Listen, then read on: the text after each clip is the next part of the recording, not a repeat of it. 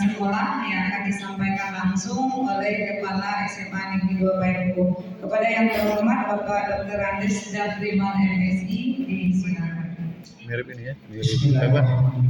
Gamawan Fauzi. Assalamualaikum warahmatullahi wabarakatuh. Kayak gayanya gitu. Potongan rambutnya. Alhamdulillahillazi arsala rasulahu Kumisnya juga. liyuzhirahu ala dini kulli walau karihal musyrikun. Asyhadu an la ilaha illallah wa asyhadu anna Muhammadan abduhu wa rasuluh sallallahu alaihi wasallam la nabiyya ba'dah. Yang kami hormati Ibu Komite Sekolah, Komite Sekolah SMA Negeri 2 Payakumbuh. Alhamdulillah pada hari ini untuk kesekian kalinya menyempatkan waktu bisa hadir kembali di sekolah kita.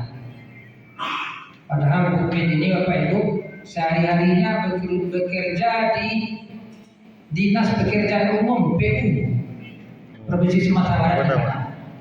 Nah, Kementerian PUPR masalah. Alhamdulillah bisa hadir. Kalau ketua komite kita Bapak Effendi Ibrahim, Dr. Effendi Ibrahim, ketua perguruan tinggi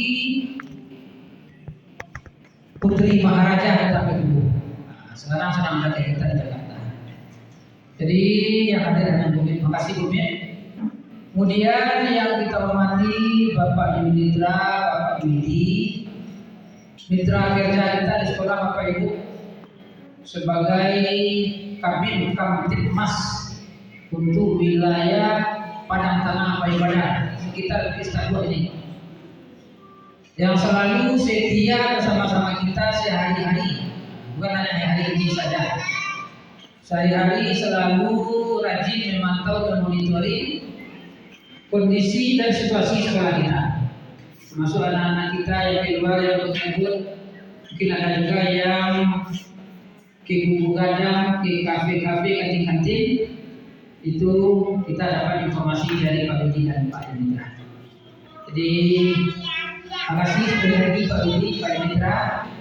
Jadi kehadiran Bapak-bapak kita ini adalah dalam rangka memperlihatkan kepada kita bahwa sekolah kita ini kita tidak berjalan sendiri. Kita optimalkan sumber daya yang ada di sekeliling, termasuk puskesmas, termasuk Koramil, termasuk pemerintah kota Payakumbuh, karena kita sudah berada di bawah naungan pemerintah provinsi Sumatera Barat. Kemudian yang kami hormati Bu Unsur Pimpinan Sekolah, Miss Ernawati, Wakil Bidang Humas, juga Guru Bahasa Inggris. Kemudian Ibu Ari Destuti, Kasubag Tata Usaha, dan beserta staf yang hadir. Kemudian Ibu Rina, Koordinator Guru BK, yang selalu bekerja.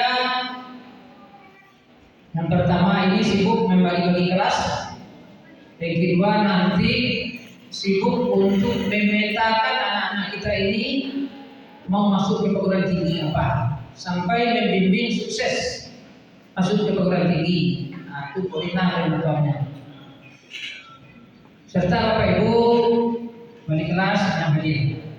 Kemudian teristimewa yang kami hormati dan kami muliakan Bapak Ibu para orang tua, wali, siswa baru di Sekolah Negeri 2 Payakumbuh, gugus 7 sampai gugus 11. Maaf karena aula kita tidak bisa menampung untuk sekaligus, terpaksa kegiatan ini kita bagi dua. Tadi pagi jam 8 sudah dimulai sesi 1, gugus 1 sampai gugus 6. Alhamdulillah telah berakhir. Mudah-mudahan dalam 1 jam ke depan dapat banyak hal-hal yang bisa kami informasikan, termasuk juga nanti kalau ada yang patut kita diskusikan, kita diskusikan. Kami juga akan menampung aspirasi, masukan, saran atau pertanyaan dari Bapak Ibu di akhir pembicaraan nanti. Kami menyampaikan terima kasih yang diberikan kepada Bapak Ibu atas kehadiran Bapak Ibu di sekolah kita pada hari ini. Dan kami berharap ini bukan merupakan kejadian pertama dan terakhir, tetapi hendaklah kejadian pertama untuk hadir pada hari-hari berikutnya. Karena sebagaimana kata ibu kita komite kita tadi, makin hari tantangan kita makin berat, ya. Tantangan-tantangan yang dihadapi oleh anak kita juga semakin berat. Karena itu tiada jalan lain, kita harus merapatkan barisan antara sekolah dengan orang tua. Maka salah satu tujuan pertemuan kita pada hari ini adalah kami ingin mengulang-ulang, mengajak kepada Bapak Ibu semuanya, bagi cik ulang awak pun usaha dan cik bakasi saciu ayam. Seperti itu kita hendaknya. Kalau kita semua mendaki, kalulah semua mandul. Tadi lupa semua makan tanah, tadi langkang semua minum mandul. Artinya apa? Karena antara sekolah dengan orang tua itu merupakan mitra kerja sebenarnya, partner. Di rumah Bapak Ibu sebagai orang tua kandungnya, di sekolah kami juga sebagai orang tuanya. Dan sebagai orang tua pertamanya di sekolah adalah wali kelasnya nanti. Insya Allah pada hari Sabtu besok anak-anak kita ini akan diperkenalkan dengan wali kelasnya dan juga sekaligus akan dibagi kelasnya. Sekarang mereka baru dalam gugus, ada gugus 1 sampai gugus 11. Sementara sebenarnya anak kita ini jumlahnya ada 12 kelas. Jadi ada nanti 10 E1, 10 E2 sampai 10 E12. Ada keistimewaan di tahun ini, khusus kelas 10 E12 itu kelas yang berbeda dengan yang lain. Boleh dikatakan kelas khusus dan kelas istimewa. Kita juga mengharapkan dukungan dari Bapak Ibu yang anaknya terjalin masuk kelas 10 E12 ini. Apa itu 10 E12? 10 E12 adalah kelas digital. Dan E1 sampai E11 itu disebut dengan kelas reguler biasa. Kenapa kelas digital? Karena kelas ini pembelajarannya di labor komputer, dan sehari-hari mereka juga diajar oleh guru yang mampu dan cakap berdigital. Ya, jadi pembelajarannya lebih banyak menggunakan komputer, menggunakan laptop, menggunakan jaringan internet. Di belajarnya, misalnya belajar biologi, kalau biasanya diterapkan penyerbukan seperti ini, cara penyerbukan tumbuh-tumbuhan oleh burung, oleh kuku. Tapi dengan digital itu mereka langsung membuka internet. Nah, bagaimana betul video proses penyerbukan pada tanaman internet? Itu contohnya. Jadi mereka langsung secara digital belajar. Karena itu kita telah melaksanakan penyebaran angket kepada siswa. Kita tanyakan fasilitas apa yang ada di rumah. Apakah ada jaringan internet? Apakah ada laptop? Atau pendukung digital lainnya? Nah, itulah salah satu alat. Kemudian kecenderungan anak selama ini, apakah dia rajin mencari tugasnya lewat internet? Apakah rajin dia mengupload bermacam-macam informasi? Apakah dia rajin men-share di internet? Pokoknya kita salurkanlah bakat anak-anak yang cenderung belajar dengan menggunakan internet, menggunakan digital. Jadi itu kelas 10E12. Hanya satu kelas. Satu kelas kita isinya 36. Jumlah korban kita 12. 12 kali 36. Jumlah siswa baru kita sudah penuh 432 orang. Sebagaimana kata Bumi tadi, alhamdulillah bersyukur kita anak-anak Bapak Ibu telah lolos masuk SMA Negeri 2 Payung. Ya, masih banyak puluhan lagi yang belum bisa diterima di SMA 2. Walaupun orang tuanya dengan mengantarkan segala macam potensi-potensi yang ada, WA, telepon, menghubungi baik di rumah maupun ke sekolah supaya anak-anak bersekolah di SMA 2. Dan ternyata Karena keterbatasan ruang belajar, keterbatasan jumlah guru, keterbatasan pegawai tata usaha, kita hanya bisa menerima 12 kelas sama dengan tahun yang lalu. Jadi Bapak Ibu, kalau kita pelajari kenapa begitu banyak minat masuk ke SMA Negeri 2 Pemudi. Sekarang zaman digital, sekarang zaman media sosial, orang bisa menyaksikan sendiri apa yang terjadi di sebuah sekolah.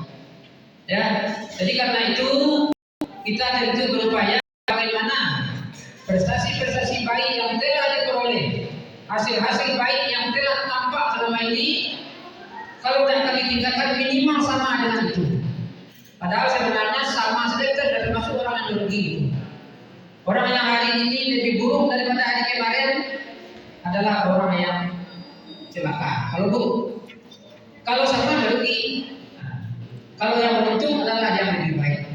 Karena itu kita ingin, kalau selama ini telah lahir wali kota, telah lahir ketua DPRD, telah lahir camat-camat, pejabat-pejabat baik lokal, nasional, malah internasional di sekolah kita, bagaimana ke depannya anak-anak kita juga seperti itu hendaknya.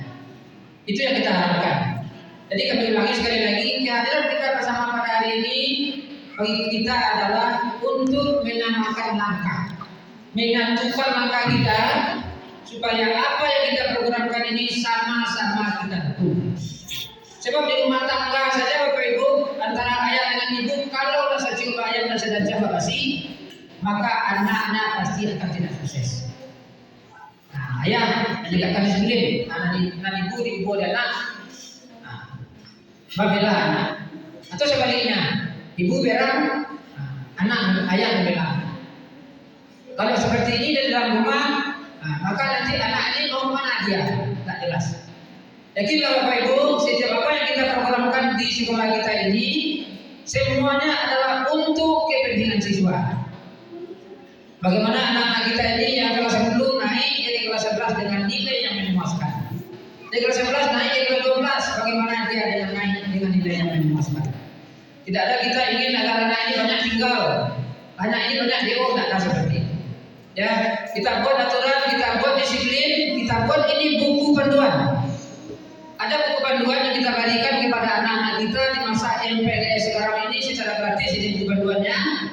Di dalam buku panduan ini ada profil sekolah, ada program sekolah, ada tata tertib sekolah, lengkap dengan sanksi-sanksinya. Mudah-mudahan nanti Bapak Ibu juga bisa melihat di rumah, bisa dipinjam kepada anaknya bagaimana tata tertib berpakaian, tata tertib rambut, tata tertib kehadiran di sekolah. Semuanya itu berpedoman kita kepada filosofi orang-orang kita, bahwa orang yang sukses itu adalah orang yang disiplin, orang yang fokus, orang yang tidak separuh-separuh hati. Kami melihat sesuai dengan aturan PPDB, kita yang masuk ini ada beberapa pintu masuknya. Ada yang masuk lewat pintu afirmasi, ada pintu perbedaan orang tua, ada pintu prestasi akademik, prestasi non akademik, ada juga yang terakhir lewat zonasi. Kita berharap kita pasang yang baru sampai di sini. Di sekolah kita tidak akan membeda-bedakan dan kita tidak akan membuat lokal. Ini lokal prestasi, ini lokal afirmasi, ini lokal perbedaan orang tua, tidak seperti itu. Ya, kita akan aduk anak-anak kita ini untuk bisa mereka bersosial. Dalam pelaksanaan pembelajaran di sekolah Bapak Ibu, kita menggunakan kurikulum merdeka. Kurikulum merdeka ini disebut orang adalah kurikulum yang berpihak kepada siswa. Kurikulum yang memperhatikan bagaimana bakat minat dari seorang siswa itu. Karena itu, dalam kurikulum ini sekolah tidak boleh lagi menjuruskan siswa, sehingga tidak dibenarkan ada jurusan. Dulu ada jurusan IPA, IPS, jurusan anak mau tak mau harus ikut ketiga jurusan itu. Kalau tidak IPA, ya IPS, IPS, ya bahasa. Sekarang anak diantarkan kepada bakat minat yang dia punyai. Kalau bakatnya kedokteran, maka berikanlah dia porsi belajar biologi, belajar kimia. Kalau bakatnya ke teknik, nanti banyakkanlah porsi belajarnya fisika, matematika. Belajar makanya nanti ke sosial misalnya, berilah dia pelajaran sosiologi, pelajaran ekonomi, geografi dan sebagainya. Jadi seperti itu, dan itu dimulai di kelas 11. Kelas 10 ini sama, E1 sampai E12. Kecuali E12 tadi itu, kalau dari segi materi pelajarannya sama, cuma proses pembelajarannya yang berbeda. Khusus kelas E12 tadi, dengan menggunakan digital. Karena itu guru yang kita kirim ke lokal itu juga guru-guru yang mahir, mampu membuat perangkat mengajar secara digital. Jadi itu bedanya. Tapi kalau materi pelajarannya sama. Di kelas 11 nanti baru mereka ditempatkan di kelas-kelas sesama berbakat mau jadi dokter, ini bukan. Sesama berbakat menjadi ahli teknisi, sini vokalnya. Sesama berbakat hukum, sini arah vokalnya. Kira-kira seperti itu. Jadi mereka sudah mulai dijuruskan sesuai dengan bakat pilihannya, minatnya. Untuk itu di sekolah kita ini, kurikulum merdeka ini secara umum itu mengajarkan 3 hal kepada anak kita ini. Ada yang melalui intrakurikuler namanya, kemudian yang kedua ada proyek kelima, dan yang ketiga ada kegiatan ekstrakurikuler yang dilalui. Yang intrakurikuler itu adalah pembelajaran dengan ada daftar pelajaran seperti pelajaran biasa. Itu pelajarannya dimulai dari Senin sampai hari Jumat, dari jam 7 pagi sampai jam 4 sore. Itu proses pembelajaran intrakurikuler. Kemudian yang kedua ada pembelajaran proyek P5, di mana dengan proyek P5 ini siswa dituntut untuk bisa lebih beriman bertakwa kepada Allah, mandiri, bersosialisasi, berkebinekaan, kemudian dia memiliki toleransi sesama kawannya. Jadi itu namanya proyek P5. Proyek P5 ini dilaksanakan minggu terakhir tiap bulan. Di dalam 1 minggu itu mereka diberi tugas proyek. Yang kemarin ini kita pakai proyeknya ada kewirausahaan. Bagaimana mengajarkan anak ini berwirausaha, memproduk sebuah makanan misalnya. Nah, mereka sendiri yang mengerjakan bersama gotong royong. Mulai dari merencanakan sampai survei pasar. Jadi belajarnya sambil bermain, ya. Jadi tidak belajar dalam kelas tatap muka seperti intrakurikuler tadi. Dan itu wajib. Jadi rapor anak kita ini nanti ada 2. Ada rapor biasa, rapor intrakurikuler, kemudian ada rapor proyek P5. Dan kegiatan yang ketiga di sekolah kita ini dilaksanakan setiap hari Sabtu, yaitu kegiatan ekstrakurikuler. Dalam kegiatan ekstrakurikuler itu nanti anak-anak ini kita salurkan memilih 1 bidang ekstrakurikuler yang digemarinya. Apakah itu bidang olahraga, bidang seni, bidang agama, bidang sains, dan lain-lain. Jadi kita tampung di hari Sabtu. Ya, Senin Selasa belajar baju putih, rok abu-abu atau celana abu-abu. Hari Rabu baju batik, hari Kamis baju pramuka, hari Jumat baju muslim, dan hari Sabtu baju olahraga. Itu pakaian anak-anak kita. Jadi itulah aktivitas anak kita. Ada belajar intrakurikuler. Intrakurikuler itu ada 14 mata pelajaran. Dan 14 mata pelajaran itu masing-masing diajar pula oleh 14 orang guru. Kalau mau naik kelas nanti, maka tidak boleh nilainya itu terlalu banyak yang tidak tuntas. Itu yang pertama. Yang kedua, kehadiran anak-anak kita ini minimal 80%. Harus hadir dia belajar. Dan dikatakan hadir itu adalah ikut belajar dalam kelas, bukan hanya hadir di sekolah. Ada anak-anak kita sudah diantarkan oleh orang tuanya sampai gerbang, dia tidak masuk. Ya, kalau tidak masuk dianggap tidak hadir. Berarti kalau belum dekatnya, apakah masih ada yang tinggal? Jawabannya masih ada. Dan tahun kemarin masih banyak yang tinggal kelas. Tahun kemarin. Ya, jadi kita berharap hari ini kita praktikkan. Kalau dapat hendaknya jangan sampai ada anak kita ini yang tinggal kelas. Kalau tinggal kelas itu merupakan sesuatu yang tidak kita inginkan sama sekali. Ya, apalagi ada yang belum sampai 6 bulan sudah DO, sudah tidak sanggup lagi datang ke sekolah. Jadi itulah kita beri semangat, kita beri kekuatan kepada anak-anak kita, bagaimana dia datang ke sekolah, bagaimana dia belajar, bagaimana dia mampu menyingkirkan bermacam-macam pengaruh yang selalu datang kepada mereka, terutama lewat HP ini. Ya, antara yang baik dan buruk tipis saja. Hanya kadang-kadang dengan satu buruk saja bisa berubah hasil HP ini yang diaksesnya. Itulah beratnya beban kita sekarang. Kami yakin sebagai orang tua di sekolah saja kami sudah cemas. Tentu Bapak Ibu di rumah lebih cemas dengan kondisi situasi lingkungan kita yang seperti ini. Jadi itu yang pertama yang perlu disampaikan, kita samakanlah langkah kita, bahwa kita sama-sama ya menegakkan aturan, menegakkan disiplin terhadap anak kita. Kemudian kita berharap juga karena hari ini bukan hari cuti pertemuan pertama, apabila berikutnya nanti Bapak Ibu dibutuhkan untuk hadir berkonsultasi ke sekolah, maka mohon kehadiran Bapak Ibu, baik menemui unsur pimpinan, menemui guru BK, menemui wali kelas, atau menemui guru-guru pembinaan ekstrakurikuler lainnya. Itu yang kedua.